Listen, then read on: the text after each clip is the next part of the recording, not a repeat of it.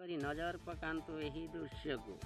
ଏହି ଦୃଶ୍ୟ ସମ୍ପୂର୍ଣ୍ଣ ଆପଣ ଜାଣିପାରୁଥିବେ କ'ଣ କାହିଁକି ଏମିତି ହେବାକୁ ପଡ଼ିଛି ବରକୁ ହଟହଟା। ବର କାହିଁକି ଫେରାର ମାରିଲା ଏଠାରୁ। ତ ଏମିତି କିଛି ଦୃଶ୍ୟ ଆପଣମାନେ ଦେଖିପାରୁଥିବେ। କେତେ ଖୁସି କେତେ ଆନନ୍ଦରେ ବର ବାହାରିଥିଲା କନ୍ୟା ଘରକୁ। ହେଲେ ଏମିତି ହେବ କିଏ ବା ଜାଣିଥିଲା।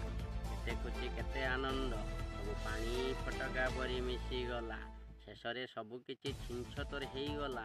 କାହିଁକି ହେଲା କ'ଣ ପାଇଁ ହେଲା କେତେ ଆନନ୍ଦ ଥିଲା। କୁଆଡ଼େ ଗଲେ ସେ ସବୁ ବରଯାତ୍ରୀ, କୁଆଡ଼େ ଗଲା ସେ ବର, କୁଆଡ଼େ ଗଲା ସେ ଡିଜେର ଗାଡ଼ି। ବହୁ ସୁନ୍ଦର ନାଚ ଜମିଥିଲା। ହଁ ଆଜ୍ଞା, ଆମେ କହୁଛୁ ଆପଣଙ୍କୁ ଏ ହେଉଛି ଆପଣଙ୍କର ଖଇରା ବ୍ଲକ ବରଦା ପଞ୍ଚାୟତରେ କନ୍ୟାଘର ବହୁ ସଜାସଜି ଚାଲିଥିଲା। ବର ମଧ୍ୟ ପହଞ୍ଚିଥିଲା ବୁଧବାର ରାତି 2ଟା ବେଳେ। କିଏ ଜାଣିଥିଲା ଏଇ ବୁଧବାର ଥିଲା କାଳ ରାତି। କିଏ ଜାଣିଥିଲା ଏମିତି ହେବ। କାହିଁକି ହେଲା କ'ଣ ପାଇଁ ହେଲା ତ ଆପଣମାନେ ଦେଖନ୍ତୁ କେମିତି ହେଇଛି ଏହି ଦୃଶ୍ୟ।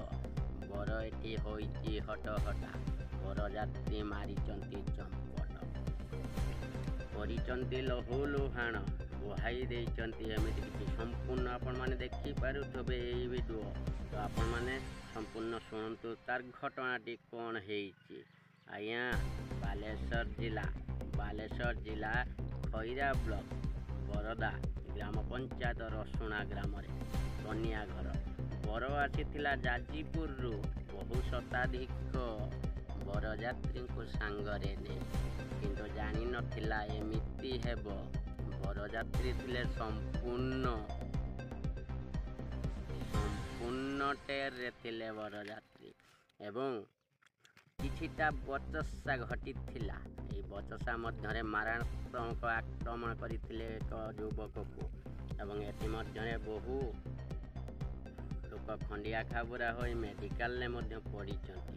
ତ ଏତିକି ମଧ୍ୟରେ ସନ୍ତୁଷ୍ଟ ହୋଇନଥିଲା। ତ ଏଇ ମଧ୍ୟରେ ଚମ୍ପଟ ମାରିଥିଲା ବରଯାତ୍ରୀର ଗାଡ଼ି ଏବଂ ତାର ଡିଜେ ଗାଡ଼ି। କେହି କିଛି ବୁଝିବା ଆଗରୁ ସବୁ କିଛି ଛିନଛତ୍ର ହୋଇଯାଇଥିଲା ଏବଂ ଅଟକ ରହିଯାଇଥିଲେ ଏଇମାନେ। ଦେଖିପାରୁଥିବେ ଏଇ ଦୃଶ୍ୟ। ବରଯାତ୍ରୀର ଗାଡ଼ି ଏବଂ ବରମାନଙ୍କୁ ସବୁ ଅଟକ ରଖିଥିଲେ ଏଠି ଗାଁ ଲୋକ ଏବଂ ଗାଁ ଲୋକଙ୍କ ଉଦ୍ୟମରେ ସଫଳ ହୋଇଥିଲା ଏବଂ ଶିମୁଳିଆ ପୋଲିସ ଦ୍ୱାରା ଆରେଷ୍ଟ ହୋଇ ସବୁ ଯାଇଛନ୍ତି ଥାନାକୁ। ହଁ ଆଜ୍ଞା, ଏମିତି ଦୃଶ୍ୟ କାହିଁକି ହେଲା, କ'ଣ ମିଳିଲା ଲାଭ। ସେପଟେ କନ୍ୟା ଘର ହଟ୍ଟାନ୍ତ କରି କେତେ ଖୁସିରେ କେତେ ଆନନ୍ଦରେ କରିଥିଲେ ବହୁ ଆଡ଼ମ୍ବର। କିନ୍ତୁ ଏମିତି ଆସିଥିଲେ ଯୁବକ, ଯେଉଁ ଯୁବକ ଘଟାଇ ଦେଇଗଲେ ଏମିତି କାଣ୍ଡ। ବରକୁ ମଧ୍ୟ ହେବାକୁ ପଡ଼ିଛି ହଟହଟା। ବରଯାତ୍ରୀ ହେଇଛନ୍ତି ହଟହଟା, ଭଲ ଲୋକ ମଧ୍ୟ ହେଇଛନ୍ତି ହଟହଟା। ଖାଦ୍ୟ ମଧ୍ୟ ହୋଇଛି ନଷ୍ଟ। ସମ୍ପୂର୍ଣ୍ଣ ନିଆରା। ସତରେ ଏଇ ରାତିଟି ଥିଲା ପୁରା ଅଲଗା। ଏମିତି ହୁଏ। କିଏ ବା ସାହସ କରିବ ଆଉ ବରଯାତ୍ରୀ ଯିବା ପାଇଁ? କିଏ ବା ସାହସ କରିବ ଏମିତି କରିବା ପାଇଁ? କ'ଣ ଘଟିଲା, କାହିଁକି ଏମିତି ହେଲା? ତ ଏମିତି କିଛି ଦୃଶ୍ୟ ବୟାନ ହୋଇଛି ଆଜି ସକାଳେ। ସମ୍ପୂର୍ଣ୍ଣ ପୋଲିସ ଆରେଷ୍ଟ କରିସାରିଛି ଏଇ ଯୁବକମାନଙ୍କୁ ଏବଂ ଆଗକୁ ଦେଖିବାର ଅଛି ଆଇନ କେତେ ଦୂର ଯାଉଛି ଏବଂ ଏମିତି କିଛି ଯୁବକମାନଙ୍କ ପାଇଁ ସମ୍ପୂର୍ଣ୍ଣ ବାହାଘରଟି ଫିକା ପଡ଼ିଯାଇଥିଲା ଏବଂ ଆରେଷ୍ଟ ହୋଇଥିଲେ ଏଇ ଯୁବକମାନେ।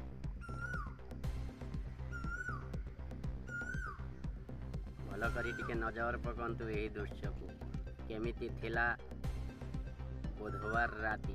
ଅଶୁଭ ଥିଲା ଏଇ ବରକନ୍ୟାଙ୍କ ପାଇଁ। ଅଟକ ଥିଲେ ଏଇମାନେ।